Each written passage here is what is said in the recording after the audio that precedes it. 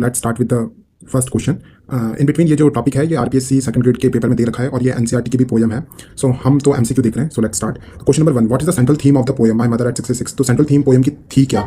A the beauty of youth, B the inevitability of ageing and the fear of loss, C the joy of travelling, या D the conflict between generation. So ये जो poem है इसकी जो central theme है वो anxiety के ऊपर है। जो पोएट होती है उसे एंजाइटी होती है कि उनकी जो मदर है वो अब बूढ़ी हो रही है और बचपन से ही उनका फियर था कि जब उनकी मम्मी बूढ़ी हो जाएगी या फिर उनकी डेथ का जो फियर तो और एक पेनफुल रियलाइजेशन भी होता है उस समय के सच में वो अभी बूढ़ी हो चुकी है और पेन ऑफ सेपरेशन भी है इसमें, क्योंकि जो पोइट की मम्मी होती है वो दोनों एक कार में दोनों बैठे हुए जाते हैं और जो फ्रंट जो मिरर होता है उससे पोइट अपनी मम्मी का चेहरा देखती है और उसे ये रियलाइज होता है और पोइट दूसरी सिटी में जाती होती है तो लाइक पेन ऑफ सेपरेशन भी वहाँ पे दिखाई देता है। तो इसका ऑप्शन हो जाएगा option number B, the inability of ageing and fear of loss. ठीक है। Question number 2, where was the poet driving to? तो वो जो पोइट वो जा कर रहे थे तो मैंने कहा वो दोनों कार में थे और वो जो पोइट है वो कोची एयरपोर्ट में जा रही थी क्योंकि वो कोई दूसरी सिटी में जा रही थी, इसलिए उसे पेन ऑफ सेपरेशन भी था कि अब वो उसकी मम्मा को लाइक दूर जा रही है उसकी मम्मा से। तो बी हो जाएगा कोची एयरपोर्ट। ठीक है। Question number 3, how did the poets mother look when she was dosing beside the poet? तो जो पोइट की मदर है वो कैसे दिख रही थी जब वो पीछे मतलब सो रही थी, या फिर एक जो हमें हल्की सी जो नींद होती है ना कि हमें पूरी नींद भी नहीं है कंप्लीटली लेकिन हल्का सा एक झपकी लेना, तो उस समय जो पोइट की मदर है उनका चेहरा कैसा दिख रहा था? तो उनका जो चेहरा दिख रहा था वो पोइट ने बोला कि वो कॉप्स की तरह दिख रही थी, लाइक ऐश जो सिग्नल करती है फ्रेलिटी को। ठीक है, मतलब बुढ़ापे को। ठीक है। तो इसका आंसर हो जाएगा ए रेडिएंट एंड यंग, नहीं B pale wan and like a corpse. हाँ, हो जाएगा pale wan and like a corpse. ठीक है। Question number 4, the poet compares her mother's face to a late winter's moon. Late winter's moon से mother ने like poet ने अपनी mother का फेस क्यों कंपेयर किया? तो because it is bright and glowing, B because it lacks lustre strength and looks aged. तो हाँ, बी ऑप्शन हो जाएगा क्योंकि वो अब जो मतलब वो लैक कर रही थी जो मदर है अब क्योंकि वो बूढ़ी हो चुकी थी तो वो उनमें स्ट्रेंथ लैक कर रही थी, लस्टर मतलब शाइनिंग लैक कर रही थी और वो थोड़ी एजेड भी लग रही थी। ऑप्शन नंबर बी हो जाएगा। ठीक है। और उन्होंने और भी जो पोइट की जो मम्मी है उसको और भी कंपेयर किया लाइक अ विंटर मून की तरह भी किया। जैसे विंटर में जो मून होता है वो थोड़ा सा डल दिखाई देता है, इसी को रिप्रेजेंट किया है। अब आ जाता है question number 5, what does the poet see when she looks out at the young tree को देखा तो पोइट ने क्या देखा? ठीक है। बाहर जब वो कार में जाते रहते हैं तो पोइट जो होती है वो विंडो से बाहर देखती है, तो उसे जब वो बाहर देखती है तो उसे स्प्रिंटिंग ट्रीज दिखते हैं। तो स्प्रिंटिंग जो ट्रीज होते हैं वो सिंबलाइज करते हैं रैपिड पैसेज ऑफ टाइम के जो टाइम है। जैसे हम कार में बैठे रहते हैं और हम जब बाहर देखते हैं तो हमें ऐसा लगता है कि जो पेड़ है ये पीछे की तरफ भाग रहे हैं, तो जो पोइट होती है वो भी यही देखती है और वो सिंबलाइज करते हैं कि जिस तरीके से पेड़ पीछे भाग रहे हैं या फिर हम आगे जा रहे हैं तो ये सिंबलाइज करते हैं टाइम को, जैसे कि भाई कल युद्ध था और आज अब जो इनकी मम्मी है वो एजेड हो चुकी है, तो रैपिड पैसेज ऑफ टाइम को रिप्रेजेंट करता है। ठीक है। तो यहाँ पे ऑप्शन क्या हो जाएगा? Trees standing still, B trees sprinting moving fast. तो बी ऑप्शन हो जाएगा। ठीक है। Question number 6, what do the merry children spilling out of their homes represent? तो बाहर देखती है तो वो देखती है कि कुछ चिल्ड्रन स्पिलिंग आउट भी हो रहे हैं, अपने घरों से बाहर भाग के आ रहे हैं, तो वो क्या रिप्रेजेंट करते हैं? वो रिप्रेजेंट करते हैं एनर्जी को, लाइक वो एक कॉन्ट्रास्ट को करते हैं कि जो उनकी मम्मी है वो तो बूढ़ी है लेकिन जो ये बच्चे हैं ये एक एनर्जी फुल ऑफ एनर्जी है, फुल ऑफ यूथ। ठीक है। तो उसे रिप्रेजेंट करते हैं, तो एनर्जी एंड लाइफ सर्कल को ये रिप्रेजेंट करते हैं जो कि कॉन्ट्रास्ट होती है उनकी मदर की एजिंग की। तो इसका ऑप्शन हो जाएगा A the poet childhood, B the vitality and energy of youth. तो बी ऑप्शन हो जाएगा the vitality and energy of youth. ठीक है। Question number 7, what does the poet look at the children? ठीक है। तो जो पोइट है उन्होंने चिल्ड्रन की तरफ क्या देखा, तो यानी क्यों देखा?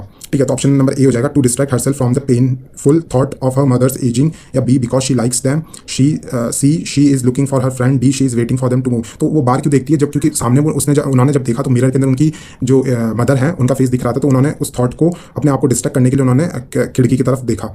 ठीक है। और वो उन्होंने देखा कि एनर्जेटिक चिल्ड्रंस को देखा जिन्होंने हेल्प किया उन्हें एक मोमेंट के लिए डाइवर्ट कर दिया उनका माइंड को, जो पेनफुल थॉट था उनके मन में कि अब वो जो उनकी मदर है वो बुढ़ापा आ रहा है। तो ए ऑप्शन रहेगा to distract herself from the painful thoughts. ठीक है। Question number 8, what was the old familiar ache the poet felt?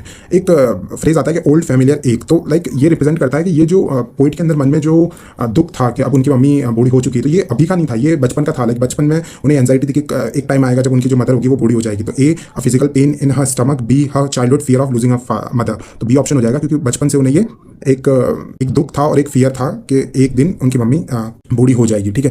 तो ऑप्शन नंबर बी हो जाएगा। Question number 9, the poet's reaction at the airport was to? जो poet का जो reaction था eight the airport वो कैसा था, लाइक किस लिए था? तो A cry loudly, B smile and say see you soon अम्मा। हाँ, तो बी ऑप्शन हो जाएगा। उन्होंने लाइक अपने जो भी पेन था उसे एक स्माइल के पीछे छुपा लिया, उन्होंने स्माइल किया और बोला सी यू सून अम्मा। ठीक है। तो ये रिप्रेजेंट करता है कि जो पोइट है उन्होंने एक ब्रेव फेस को सामने रखा। ठीक है। और स्माइल इसलिए किया ताकि उनकी मम्मा को कंफर्ट दे सके। ठीक है। और अपने जो इंटरनल फियर है उनको छुपा के रखा। ठीक है। Question number 10, what is the poets smile a symbol of poet की जो स्माइल है वो सिंबल है, एक मास्क है ताकि वो हाइड कर सके अपनी इनर एंजाइटी एंड पेन को। तो ऑप्शन नंबर बी हो जाएगा। तो अब क्वेश्चन नंबर 11 देखते हैं। क्वेश्चन नंबर 11 है the poem is written in which style. तो पोएम कौन से स्टाइल में रिटन की गई है? A series of rhyming couplet में, single continuous sentence without punctuation, a strict sonnet form, या डी अ बैलेट। तो ये जो पोएम है ये लिखी गई है एक सिंगल लॉन्ग सेंटेंस के अंदर है जो कि रिफ्लेक्ट करता है flowing unchecked nature of poet's thought. ठीक है, लाइक एक ही जो थॉट था, तो थॉट को रिप्रेजेंट करने के लिए इसके अंदर बीच में कोई पंक्चुएशन नहीं है, एक सिंगल लॉन्ग सेंटेंस है। तो ऑप्शन नंबर बी हो जाएगा। ठीक है, question number 12 what does the van in poem mean. तो वैन का मतलब क्या होता है? ठीक है, इस पोएम में जो यूज किया था यहाँ पे लाइक हमने देखा कि हमने यहाँ पे जो वैन देखा था जहाँ पे जो पोइट है वो रिप्रेजेंट करती है अपनी मदर के फेस को, pale wan and like a corpse. Corpse का मतलब तो होता है लाश की तरह। ठीक है, पेल का मतलब होता है येलोइश और डल और येलोइश को दिखाने के लिए पेल का वर्ड को यूज करते हैं, और कॉप्स का मतलब तो होता ही लाश है। और वैन का मतलब वो जो क्वेश्चन है हम देख लेते हैं। ठीक है, तो क्वेश्चन में आया कि जो वैन है उसका यूज क्यों किया है। तो वैन डिस्क्राइब करता है मदर्स के पेल एंड टायर्ड कॉम्प्लेक्शन को। ठीक है, तो यहाँ पे क्या हो जाएगा? Colourless, weak and sickly.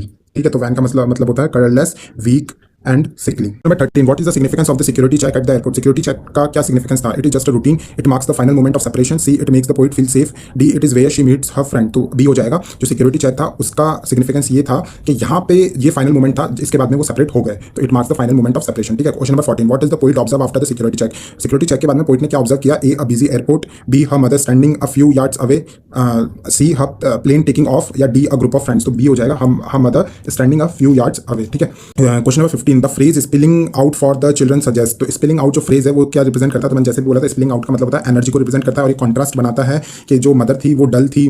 ठीक है, और वहीं जो ये बच्चे थे ये high intensity, overflow of life and happiness को डिपिक्ट करते हैं। तो option number A children being messy, B abundant energy and joy coming out of their homes. तो ऑप्शन नंबर बी हो जाएगा। ठीक है, question number 16 why does the poet use the word sprinting for trees. Sprinting को poet ने use क्यों किया? Sprinting words को ट्री को डिपिक्ट करने के लिए। तो option number A to show the car is moving fast, B to show the tree are athletic, C to create a sense of calm, या D to show trees are growing. तो जैसा हमने पढ़ा था कि जो स्प्रिंटिंग है वो हाईलाइट करते हैं, कॉन्ट्रास्ट को हाईलाइट करते हैं कि स्टेशनरी और लाइक ये डिपिक्ट कर रहे हैं, एक कॉन्ट्रास्ट को डिपिक्ट कर रहे हैं कि कुछ चीज़ें तो स्टेशनरी होती है, लाइक एक ही जगह होती है, वहीं जो मदर की जो एज थी वो बहुत एक, और जो टाइम है वो कितना फास्ट मूव कर रहा है, तो उसे डिपिक्ट करने के लिए स्प्रिंटिंग का यूज़ किया है। अगर वो ट्रीज बोलती तो ट्रीज तो एक ही जगह दिखते हैं। ठीक है, एक ही जगह होता है तो वो डिपेंड करते हैं स्टेशनरी को, लेकिन लाइफ एक स्टेशनरी पॉइंट पे मूव नहीं करती, लाइक लाइफ आगे जाती है हमेशा। ठीक है, वैसे ही जो एज है वो भी आगे जाती है।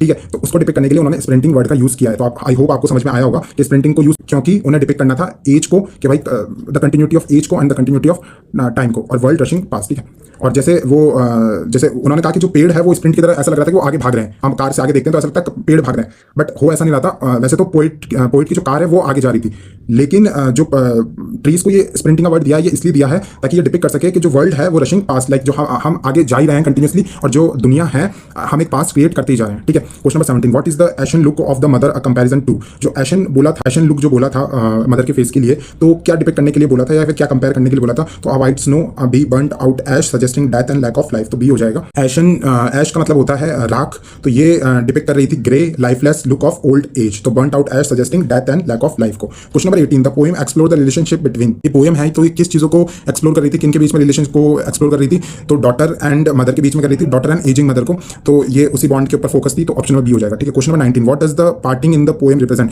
पार्टिंग का मतलब क्या है? तो ओनली फिजिकल डिस्टेंस है या फिर इन अवेलेबिलिटी ऑफ डेथ है। ठीक है, तो यहाँ पे जो पार्टिंग का मतलब है ये फिजिकल पार्टिंग भी है और एग्जिस्टेंशियल सेपरेशन भी है, लाइक जो डेथ से होता है। तो यहाँ पे the inevitability of death would be the correct answer. ठीक है, क्योंकि यहाँ पे जो पार्टिंग का मतलब है तो final existential separation of death है। ठीक है, question number 20 the mother is dosing open mouthed, this indicate. तो मतलब जो मदर का जो फेस होता है वो डोजिंग मतलब वो एक हल्की सी नींद में होती है और उनका मुंह ओपन होता है, तो वो किसे रिप्रेजेंट करती है? तो वो रिप्रेजेंट करती है शीज, वो बूढ़ी हो चुकी है एंड वियरी है।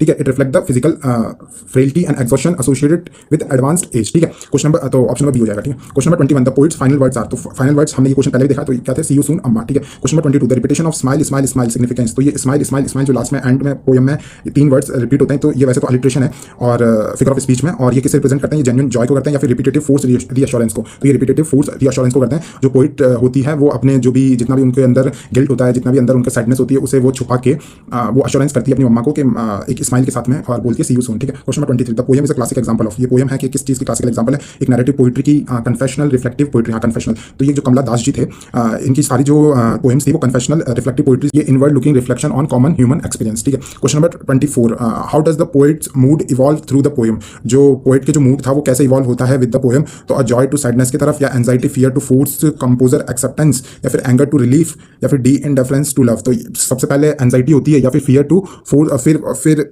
उस चीज़ को फोर्स करती है, लाइक कि मैं ठीक हूँ, वो स्माइल के साथ अपनी मम्मा को सी यू सून बोलती है, और फिर फाइनली एक्सेप्टेंस। ठीक है, तो ऑप्शन नंबर बी हो जाएगा। ठीक है, question number 25, what is the main goal of the poet's final smile. तो फाइनल स्माइल का गोल क्या था? To deceive her mother, to hide her own fears, to keep the mother hopeful, या फिर ऑल ऑफ द